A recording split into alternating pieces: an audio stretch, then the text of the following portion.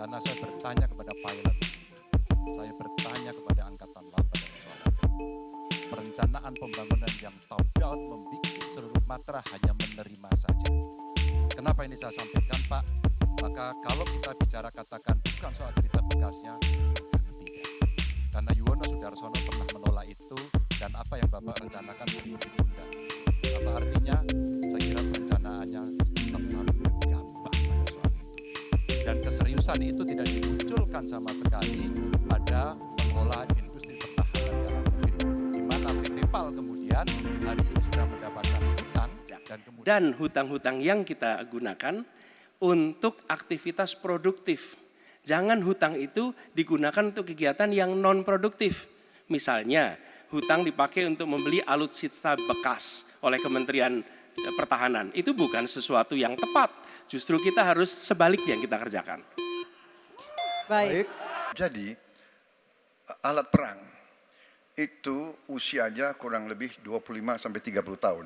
Pesawat terbang, kapal perang dan sebagainya. Jadi bukan soal bekas dan tidak bekas, tapi usia pakai, ya. Kemudahan. Jadi pesawat umpamanya pesawat Mirage 2005 yang ada di Qatar yang rencananya kita ingin akuisisi itu usia pakainya masih 15 tahun, Pak. Dan teknologi ini mengarah kepada yang lebih canggih. Kita menunjukkan yang canggih, yang terbaru.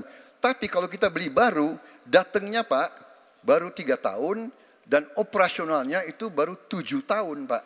Nah sementara 3-7 tahun ini, kita perlu deterrent, kita perlu kemampuan. Itu maksudnya latar belakang. Jadi saya kira itu yang bisa saya jelaskan, tapi waktu yang singkat tidak cukup. Karena saya bertanya kepada pilot, saya bertanya kepada Angkatan Laut pada persoalan ini. Perencanaan pembangunan yang top down membuat seluruh matra hanya menerima saja. Kenapa ini saya sampaikan, Pak? Maka kalau kita bicara katakan bukan soal cerita bekasnya, buat kami tidak. Karena Yuwono Sudarsono pernah menolak itu dan apa yang Bapak rencanakan hari ini ditunda. Apa artinya? Saya kira perencanaannya terlalu gegabah pada soal itu.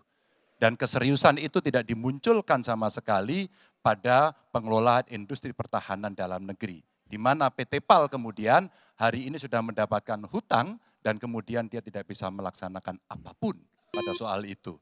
Maka ini menjadi catatan, tapi saya berterima kasih karena Pak Prabowo menjelaskan itu.